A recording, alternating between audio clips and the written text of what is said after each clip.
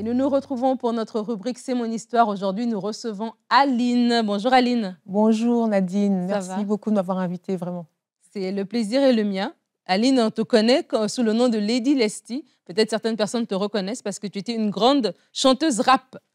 Oui, pendant plus de 20 ans, j'ai fait mon petit trou dans le monde du rap français masculin, parce que c'est un monde finalement que masculin. Oui.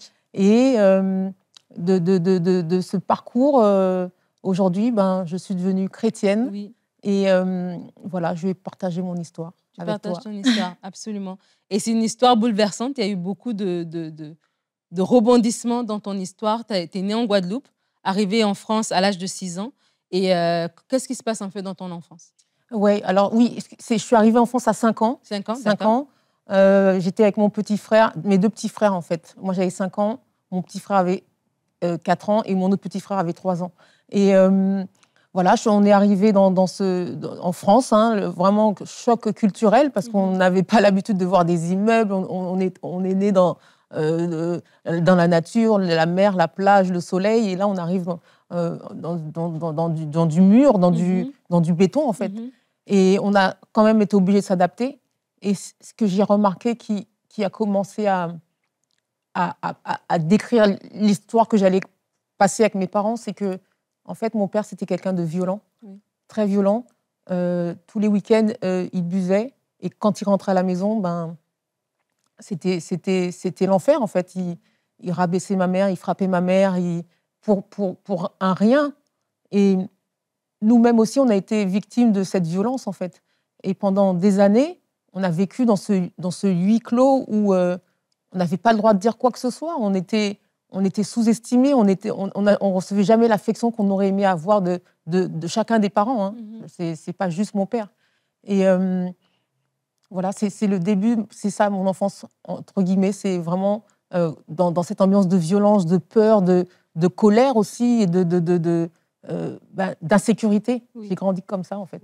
Et dans cet environnement-là, dans cette enfance-là, tu vis cette première épreuve qui va faire partie aussi de ton témoignage. Oui. C'est cette épreuve, en fait, par rapport à ton papa. Oui, c'est-à-dire qu'à l'âge de 16 ans, j'étais devenue une femme.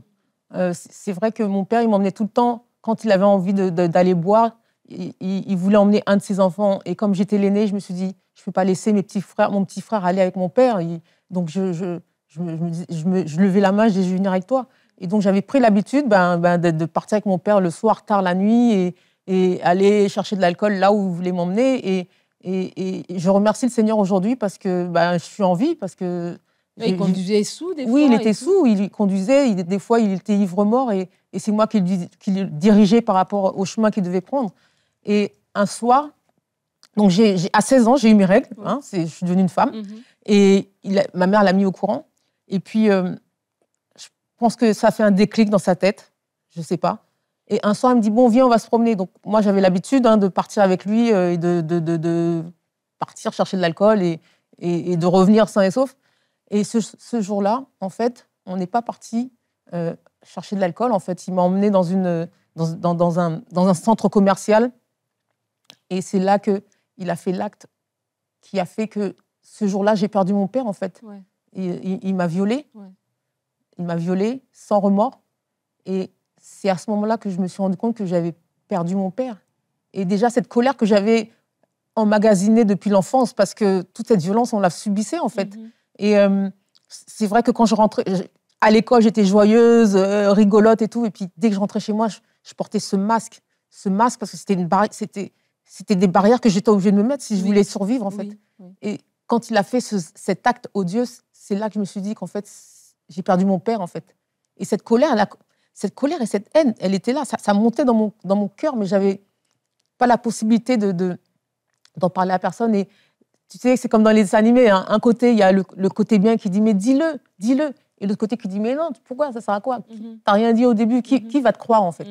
Et pendant un an, j'ai subi ces viols, en fait. Et j'ai eu la force, un jour, au bout d'un an, d'aller le dénoncer à l'école et tout le processus judiciaire a commencé. Ouais, le processus judiciaire a commencé. Et là, on avance dans ton histoire parce qu'il y a tellement de choses à dire. Mais là, il y a une autre épreuve encore qui arrive Oui. au niveau de ton frère. Ouais. Donc, de ce moment-là, j'ai commencé à m'intéresser au rap. J'ai commencé d'abord à m'intéresser à la danse. Oui. Et puis, la danse m'a emmenée au rap. Et j'ai commencé à rapper. Et je me sentais bien dans ce milieu-là parce que c'était un milieu, bien sûr, d'hommes, mais je me sentais à l'aise. Oui. Mais en même temps, c'est normal puisque dans le rap, il y avait beaucoup de violence, Et j'ai toujours connu la violence chez moi, dans ma famille, etc. Et du coup, j'étais, entre guillemets, à la maison. Et j'apprends un jour, je sortais d'une séance de studio tard le soir, et puis je me suis réveillée et ma mère m'appelle. À l'époque, j'étais avec mon ancien mari. Et elle me dit au téléphone, Rudy, il est décédé. Wow. Et là, Nadine, la douleur que j'ai ressentie à ce moment-là, quand mon père m'a violée, j'ai pas pleuré. Toutes les fois où on nous frappait, on pleurait, mais à la fin, c'est bon, ça nous faisait plus mal. Là, j'ai pleuré. Toutes les larmes de mon corps, tout ce que j'avais pas pu pleurer pendant C'était horrible, en fait. J'ai perdu mon... C'est comme si on était jumeaux. On passait du temps ensemble. C'était mon petit frère, quoi. Même si on n'arrivait pas à se dire « je t'aime ». On ne savait pas comment dire ça dans notre famille, mais on s'aimait. Ça se voyait dans nos actions. Et cette épreuve, ça m'a plus détruite, parce que j'étais déjà détruite à l'intérieur, mais je voulais plus être la victime de qui que ce soit, donc je ne pouvais pas me laisser aller. Voilà, tu vois. Et ça t'a assommé. Et là est-ce que c'est à quel moment est-ce que tu vas rencontrer le Seigneur? Parce que tu as réussi à rester debout. Donc, après l'épreuve de la mort de mon frère, je continue. Mon but, c'est de montrer aux gens que non seulement je ne suis plus une victime, mais que je peux être aussi bonne que mes pères rappeurs, c'est-à-dire les hommes de l'époque, parce que le milieu du rap, à mon époque, c'était vraiment un milieu d'hommes. Si tu ne savais pas montrer qui tu étais, ça ne servait à rien de rapper, en fait. Et j'ai continué, j'ai mis de côté la mort de mon petit frère, j'ai mis de côté le fait que j'avais perdu quelqu'un de cher. Et d'ailleurs, j'ai écrit une chanson qui s'appelle « Et si », qui m'a fait connaître du grand public. Et je continuais ma route, parce que de toute façon, si je m'arrêtais, je ne pourrais plus me lever, en fait. Et à ce moment-là, il y a eu plusieurs choses qui se sont passées. Cette colère et cette haine que mon père m'avait infligée, elle était là dans mon cœur. Il y avait tellement de sentiments que je n'arrivais pas à gérer. Et évidemment, il m'est arrivé quelque chose. J'ai eu un accident cérébral à l'âge de 30 ans. À 30 ans, tu fais un AVC. Un accident cérébral. J'avais déjà ma fille. Et j'avais laissé tomber Dieu parce que je m'étais dit, quand je t'appelais, tu n'étais pas là. Quand mon frère est décédé, pourquoi tu n'as pas pu empêcher ça? Et donc, mon père m'a violée, pourquoi tu n'as pas... Donc pour moi, Dieu, lui, il est à gauche, moi, je vais à droite, chacun fait sa vie. Mais le jour où j'ai eu cet accident cérébral et je me suis réveillée, dans mon cœur, j'ai dit merci Seigneur. Alors que j'étais pas... Je faisais un peu de catéchisme quand j'étais petite, mais je n'avais pas cette relation. Voilà. Et j'ai ouvert les yeux, mais je ne me souvenais plus de rien. J'étais bloquée du côté droit de mon corps, le visage déformé, je ne reconnaissais plus ma fille, je ne reconnaissais plus ma famille. Mais par la grâce de Dieu, je m'en suis sortie. Au bout de 2 ans, j'ai écrit un autre album. Je me suis mariée avec l'homme avec qui j'ai des enfants aujourd'hui, mon ex-mari. C'était en 2006. Et je suis tombée enceinte de mon 2e enfant. Je me suis dit, bon, là je vais y arriver. Cette famille, je l'ai méritée. On va marcher ensemble, on va réussir. Mais en fait, la colère, la haine, tout ce que j'avais emmagasiné pendant mon enfance, c'était encore là, en fait. Je devais trouver un moyen de m'en débarrasser. Et finalement, je n'ai pas réussi à rendre heureux mon mari. Et il a demandé le divorce en 2009. Et c'est là que je me suis retrouvée seule. Et là, mon monde s'est effondré. Je suis partie dans une dépression. Je me réveillais juste pour mes enfants, en fait. Et ma petite sœur, qui s'était déjà convertie depuis plusieurs années, elle m'a invitée à une réunion. Elle m'a dit, viens, tu vas voir, c'est trop marrant. C'est pas comme à l'église catholique, et les gens, ils dansent, ils chantent. Moi, j'étais là. Ah ouais? Il veut faire quoi pour moi, Dieu? Et ma tante qui était là, elle m'a dit, mais viens, il y a un truc vraiment spécial qui se passe là-bas. Il y a des gens qui tombent. Quoi? Comment ça, ils tombent? Ils tombent de quoi? La curiosité et la musique. Dieu m'a attirée à lui. Je suis allée dans cette réunion. Je me rappelle, c'était en 2009, fin 2009. Et je suis arrivée là-bas, ça claquait des mains, il y avait des témoignages, des gens qui disaient « Oui, j'étais en dépression, Dieu m'a guéri. » Moi, j'étais sceptique. Dieu t'a guéri, hein.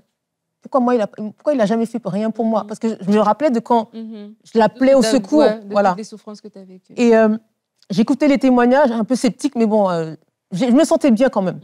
Et je me souviens, j'avais menacé ma soeur, parce que ça durait sur un week-end, 3 jours. Oui. Vendredi, samedi, dimanche. Je lui ai dit, moi, je viens le vendredi, mais sinon, après-demain, je... Ouais. Ah, je savais pas ce que j'étais en train de dire.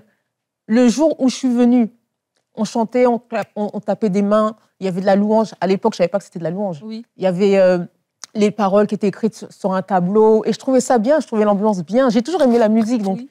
Et à un moment donné, j'ai senti comme un feu qui montait dans mon ventre, en fait, mais je savais pas ce que c'était. Et puis, à un moment donné, le pasteur, il commence à dire, je savais pas que ça s'appelait un pasteur à l'époque, mais à chaque fin de phrase, il disait, au nom de Jésus. Et effectivement, les gens y tombaient. J'étais là, oh.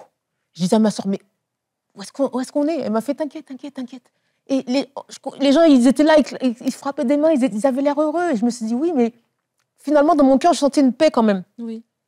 Figure-toi, Nadine, ma mère est à côté de moi. Elle tombe comme ça, elle se tape la tête sur le fauteuil. Oui. Et je la regarde comme ça. Et en fait, il y avait un monsieur qui faisait partie de l'organisation qui vient, qui la met bien, qui regarde si tout va bien. Ma mère avait l'air en paix, elle dormait. Ouais. Donc, il l'a laissée par terre et il est reparti. Ouais. Je l'ai regardé comme ça, je fais, mais où est-ce qu'on est? Où est-ce qu'on est? Et Claudia, de loin, elle me disait, t'inquiète.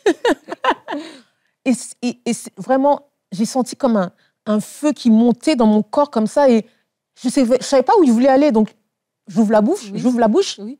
Et là, Nadine, aïe, tous les pleurs depuis 5 ans jusqu'à ce jour-là, là, tout ça s'est commencé à sortir. J'ai pleuré, mais comme jamais j'ai pleuré. Et pendant que je pleurais, dans mon cœur, j'étais heureuse. Mon esprit était heureux. Et je sentais comme si physiquement, on m'enlevait des fardeaux sur les épaules, des fardeaux. Et pendant que je pleurais, pendant 2 minutes, au moins 5 minutes, je regardais ma soeur, elle me disait t'inquiète. Et je continuais à pleurer. Et quand j'ai arrêté de pleurer, j'ai essuyé mes larmes et j'ai continué à frapper des mains, à chanter les chansons qui étaient écrites sur le tableau. Ma mère, elle se relève, elle clappe des mains, comme si de rien n'était. Et en fait, ce jour-là, j'ai rencontré Christ. Ce jour-là, j'ai rencontré Christ et j'ai menacé ma soeur. Je suis venue le vendredi, le samedi, le dimanche. À la fin du culte, le pasteur a dit, ceux qui ont rencontré Christ, gloire à Dieu, mais trouvez-vous une église. Parce qu'un chrétien seul est un chrétien en danger. Oui. Et c'est ce que j'ai fait. Je suis rentrée le dimanche soir. J'ai trouvé une église, j'ai tapé. Le dimanche d'après, j'étais dans l'église. Amen. Je me suis convertie en 2010 et aujourd'hui, je marche avec le Seigneur, avec Christ. J'ai pris le temps de le rencontrer, de connaître son amour, de me laisser aussi laver et restaurer parce que j'ai fait des erreurs, j'ai fait beaucoup d'erreurs. Mais aujourd'hui, je peux dire que ça en valait le coup. Ce que j'ai fait comme décision, ça en valait vraiment le coup. Tu as choisi la bonne part. Amen.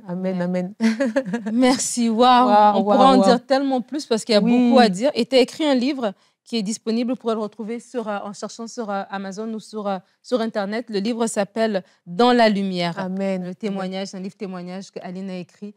Très inspirant. En tout cas, merci beaucoup, Aline, d'être venue. Oui, avec plaisir.